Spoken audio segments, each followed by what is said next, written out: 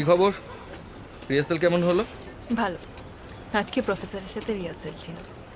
Professor আরে অভিজ্ঞতা, ওই 35 নম্বর বোর্ডের কাউন্সিলর।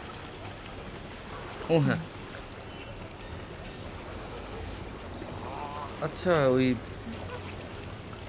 রাজা সেনগুপ্ত লোকটা কেমন?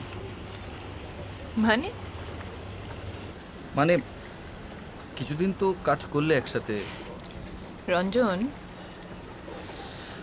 আমি পরিচালক রাজা সেনগুপ্তকে চিনি। তুমি জানো প্রত্যেক মানুষের অনেকগুলো সত্তা আছে। হ্যাঁ, পরিচালক হিসেবে, নাট্যকর্মী হিসেবে, অভিনেতা হিসেবে রাজা সেনগুপ্ত কীরকম আমি সেটা বলতে পারবো, কিন্তু মানুষ হিসেবে কীরকম। বাচ্চা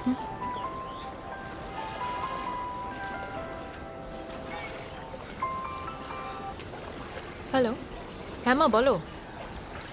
না, এই রঞ্জনের কাছ থেকে ক্যাপিটালটা নিতে এসেছিলাম। আছে আমার কাছে, আসছি। তুমি চিন্তা করো না, আসছি আমি, আসছি আসছি।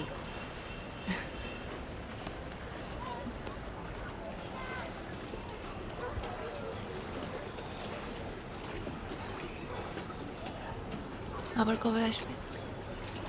কি আছে? আমি তো তোমার মধ্যেই আছি।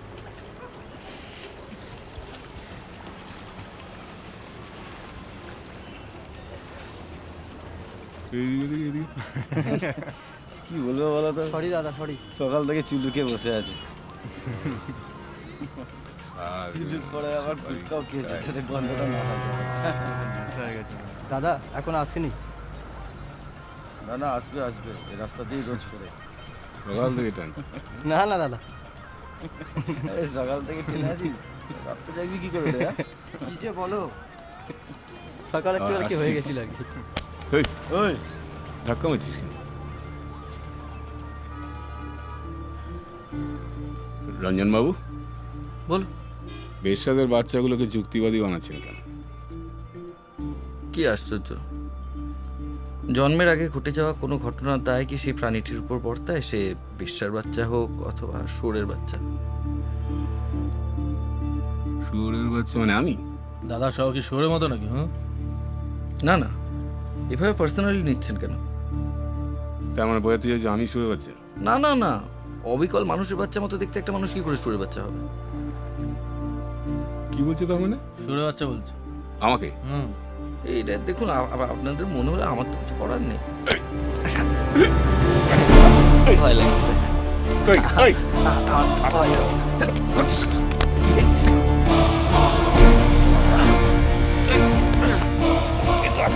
সবাই সবাই ভয় পায় ভাবিস না, সবাই ভয়।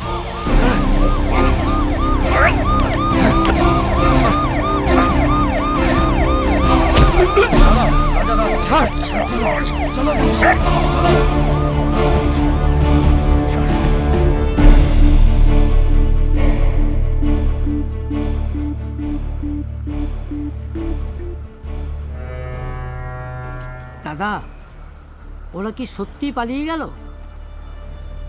হ্যাঁ গো, প্রতিরোধ করলে করলে ওরা পালিয়ে যায়। হাঁপিয়ে গেছে। নন্দিনী,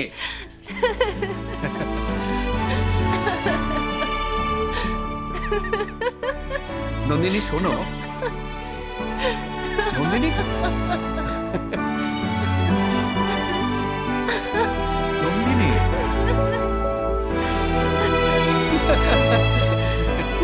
তারপর তোমাদের সেই রাজা তাকে এক অদ্ভুত জালের আড়ালে দেওয়ালে ঢাকা দিয়ে রেখেছে। সে যে মানুষ সে তো সবাই বুঝে যায়। আমার না ইচ্ছে করে তোমাদের ওই সুরঙ্গের ঢাকনাটাকে খুলে ফেলে দিয়ে তাতে আলো ঢেলে দিই। আমাদের মরা ধনের যেমন ভয়ঙ্কর শক্তি, তেমনি আমাদের মানুষ ছাকা রাজার ভয়ঙ্কর প্রতাপ। সে তোমাদের বানিয়ে বলা কথা। বানিয়ে বলাই তো, উলঙ্গের কোনো পরিচয় নেই। বানানো কাপড়ে কেউ বা রাজা, কেউ বা ভিখারি।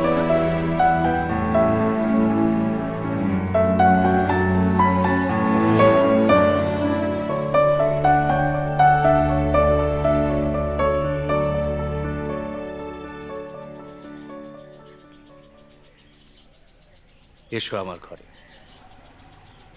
তোমার সঙ্গে একটু সময় নষ্ট করতে দাও। না না, এখন না। এখন আমি এসেছি তোমাদের ওই রাজাকে তার ঘরের ভেতরে দেখবো বলে। সে যে থাকে জালের আড়ালে, ঘরের মধ্যে ঢুকতে দেবে না। আমি জালের বাধা মানি না, আমি এসেছি ঘরের ভেতরে ঢুকতে। জানো নন্দিনী, আমিও আছি একটা জালের পিছনে। আমার মধ্যে অনেকখানি বাদ দিয়ে শুধু পণ্ডিতটুকু জেগে আছে। আমাদের রাজা যেরকম ভয়ঙ্কর, আমিও সেরকম ভয়ঙ্কর পণ্ডিত। তুমি কি আমার সাথে রসিকতা করছো? তোমাকে তো মোটেও ভয়ঙ্কর লাগে না। আচ্ছা, একটা কথা জিজ্ঞেস করবো? হ্যাঁ, করো। আমাকে তো নিয়ে এলে, রঞ্জনকে সঙ্গে আনলে না কেন? এক্সকিউজ মি হ্যাঁ? অভিক, আমি বলছিলাম কি আমার রিহার্সালটা একটু করে নি, মানে দেবজ্যোতিরা এসে গেছে। এই তো আমাদের সব। চলে চলে চলে চলে চলে চলে চলে চলে অদিদিয়া প্লিজ আমারটা একটু। ইটস ওকে, করে নাও। চলো। অনির্বাণ, চা বল। চলো চা হ্যাঁ, খাই।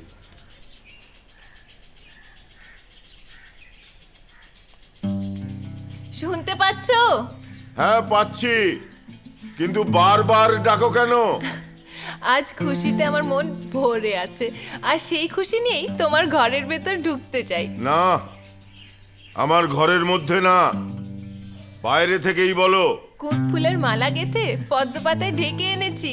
নিজে পড়ো। আমায় মানায় না, আমার মালা রক্ত করবীর।